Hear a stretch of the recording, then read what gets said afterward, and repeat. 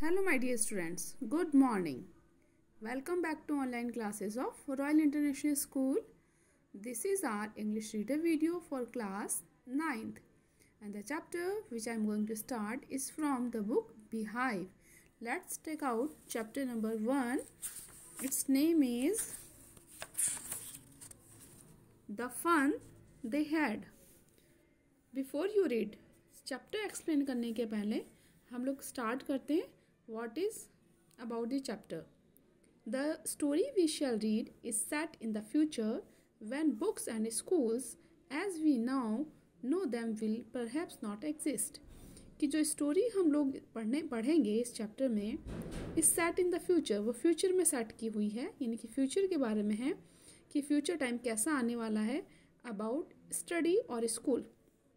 When books and schools as we now know them, कि जिन schools और books को हम आज और अभी इस वक्त जानते हैं, they will perhaps not exist, तो शायद हो सकता है कि फ्यूचर में उनका अस्तित्व ख़त्म हो जाए.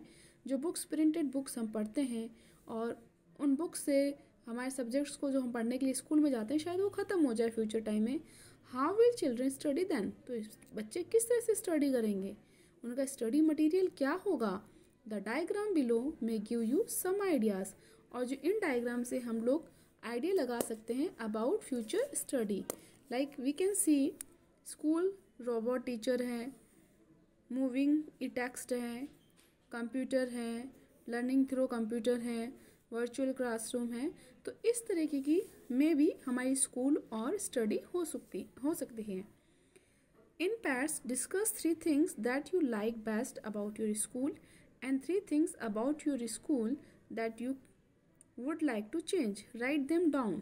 यहाँ पर राइटर कहना चाह रहा है कि आप 3 चीज़ें के बारे में डिस्कस कीजिए जो कि आपको स्कूल के बारे में बहुत ज़्यादा पसंद है, यानी कि आपकी स्कूल से रिलेटेड वो कौन सी 3 थिंग्स हैं जो आप सबसे ज़्यादा पसंद करते हो, और स्कूल से रिलेटेड कौन सी ऐसी चीज़ें हैं जिसको आप चेंज करना चाहते हो, उनको लिखना है. Now let's we start chapter. Margie even wrote about it that night in her diary.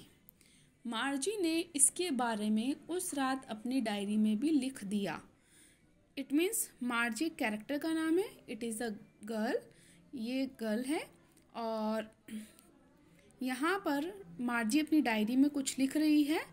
On the page headed, page पर उसने पेज के पन्ने पर जो हेडेड यानी कि जो हेडिंग डाली है 17 मई 2157, यानी कि 22 सेंचुरी स्टार्ट हो चुकी है. जैसे कि अभी 2020 चल रहा है, वैसे कौन सा ईयर आ चुका है, 2157 वाला ईयर है. शी रोट, उसने क्या लिखा, today Tommy found a real book, आज टॉमी को कोई एक रियल बुक मिली है. तो जो डायरी उसने लिखी है फ्यूचर में, जैसा कि स्टार्टिंग में हमने पढ़ा था, this is a story, this जो स्टोरी हम लोग पढ़ेंगे is set in the future, ये फ्यूचर में सेट की गई है. तो फ्यूचर का कौन सा टाइम है बेटा, यहाँ पर फ्यूचर का टाइम है 2157 वाला जो टाइम है. उस ईयर के अंदर मार्जी ने अपनी डायरी में एक पेज पर हेडिंग डाली है और क्या लिखा है, today Tommy found a real book, आज टॉमी को एक रियल बुक मिली है. It was very old book, ये जो बुक है बहुत ही पुरानी है.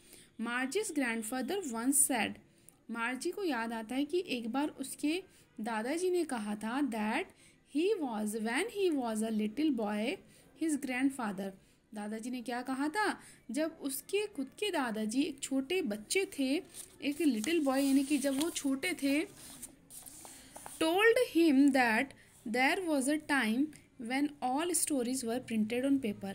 यहाँ पर मार्जी कहना चाहती है कि एक बार उनके दादाजी ने कहा था कि जब वो छोटे थे तो उनके समय में, यानी उनका जो टाइम था, तब सारी स्टोरीज प्रिंटेड होती थी ऑन पेपर, यानी कि पेपर में लिखी हुई थी. जिस तरह की ये हम अभी ये बुक देख रहे हैं कि ये जो सारा चैप्टर वो प्रिंटेड है, ऐसे ही उनके दादाजी कह रहे हैं कि एट आर टाइम, कि हमारे टाइम पर या मेरे चाइल्डहुड के टाइम पर सारी स्टोरीज क्या थी, प्रिंटेड थी. दे टर्न द पेजेस, उन्होंने वो जो बुक उसको मिली थी टॉमी को, जो कि बहुत पुरानी बुक थी, उसके पेजेस टर्न करते हैं वो लोग, विच वर येलो एंड क्रिंकली, हम लोग देखते हैं बहुत पुरानी जब बुक हो जाती हैं तो उसके जो पेज हैं वाइट की बजाय कैसे हो जाते हैं बेटा, येलो हो जाते हैं। और हम पेज को भी देखते हैं कि वो बहुत ज़्यादा येलो हो जाते हैं एंड कैसे हो जाते हैं, क्रिंकली हो जाते हैं, यानी कि वो मुड़े तुड़े से हो जाते हैं। And it was awfully funny to read words, और ये बिल्कुल ऑफुली लग रहा था। ऑफुली का मतलब अत्यधिक, यानी कि बहुत ज़्यादा अजीब लग रहा था टू रीड वर्ड्स, कि उन शब्दों को पढ़ना बहुत अजीब लग रहा था।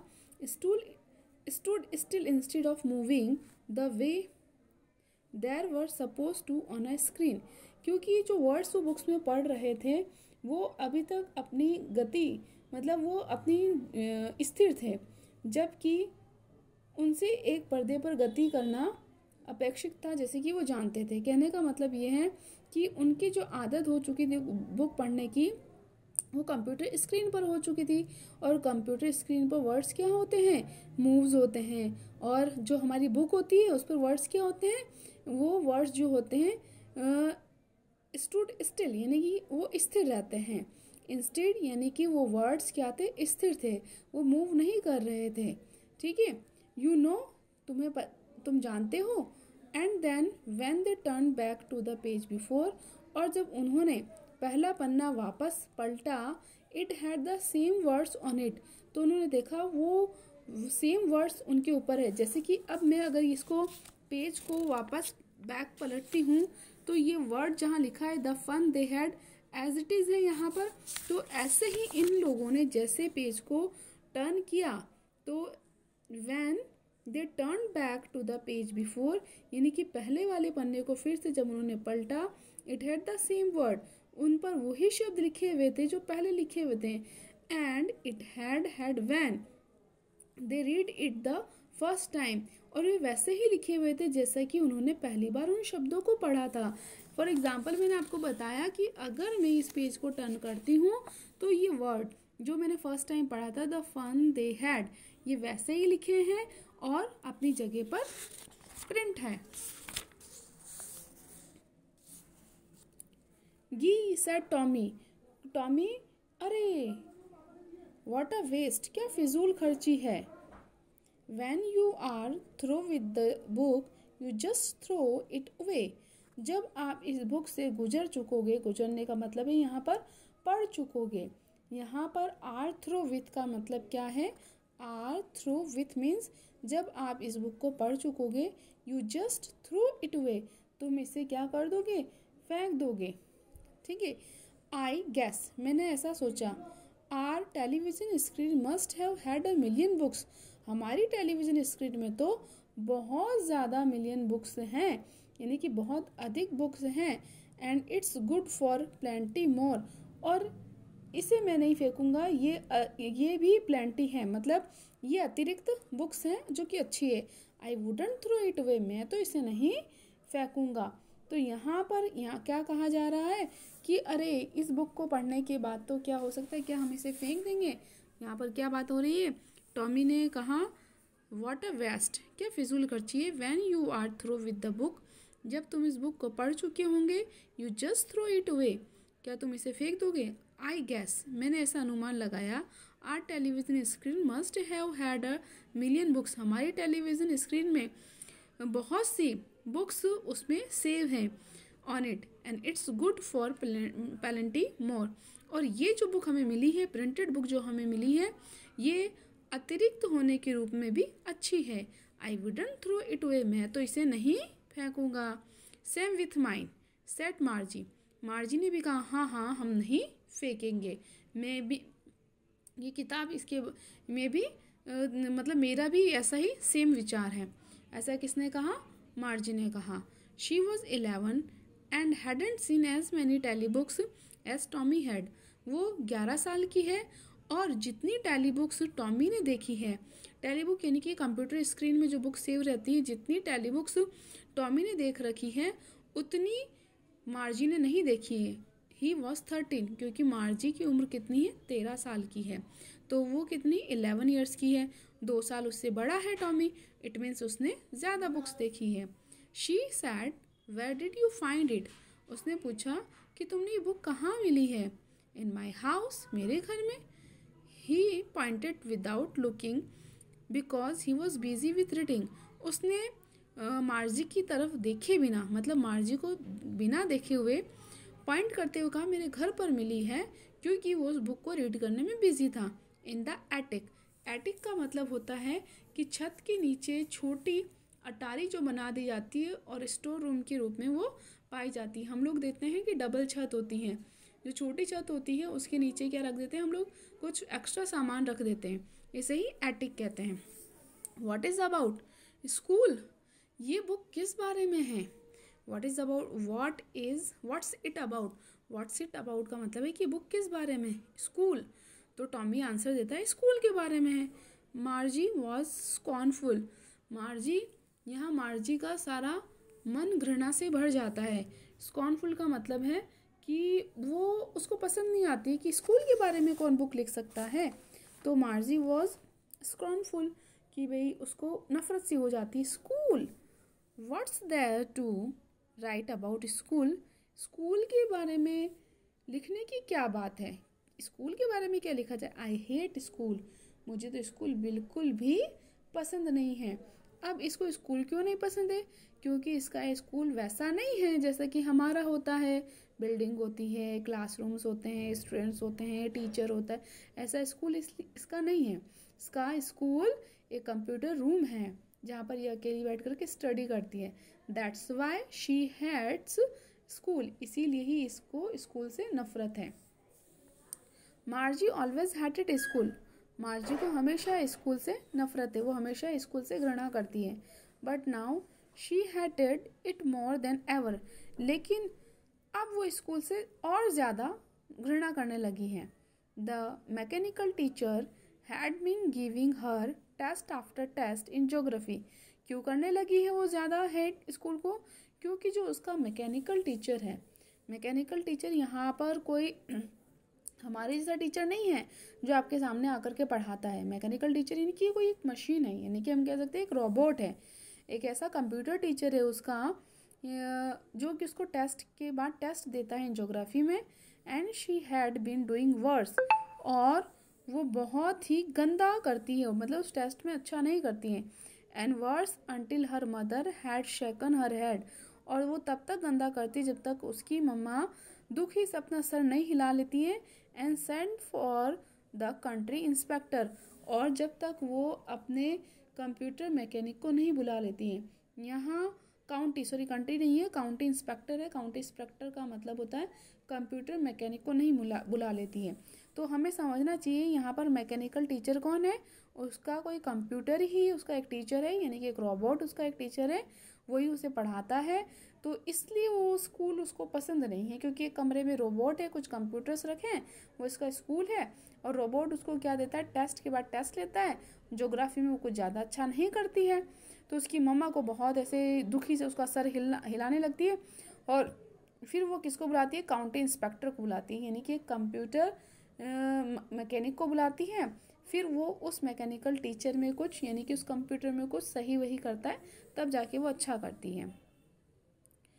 He was A round little man with a red face, वो जो आता है ना काउंटी इंस्पेक्टर, यानी कि मैकेनिक कंप्यूटर मैकेनिक जो आता है, वो एक लाल चेहरे वाला गोल मटोल, यानी कि विथ अ रेड फेस, लाल चेहरे वाला राउंड गोल मटोल छोटा कद का आदमी था। कौन, काउंटी इंस्पेक्टर। काउंटी इंस्पेक्टर मतलब computer mechanic. A whole box of tools with dials and wires, उसके वो अपने साथ में क्या लेकर आया था, एक बॉक्स लेकर आया था जिसमें टूल्स थे और बहुत सारे वायर्स थे और डायल्स थे। यानी कि वो किसको सही करने आया है, मैकेनिकल टीचर। और मैकेनिकल टीचर कौन है, वो रोबोट या कंप्यूटर है जो कि मार्जी को पढ़ाता है। और उसमें कुछ गड़बड़ हो गई है, तो उसको सही करने के लिए उसकी मम्मी ने किसको बुलाया, काउंटी इंस्पेक्टर को। काउंटी इंस्पेक्टर उसको ठीक करने के लिए आता है, तो क्या लाता है, बॉक्स ऑफ टूल्स।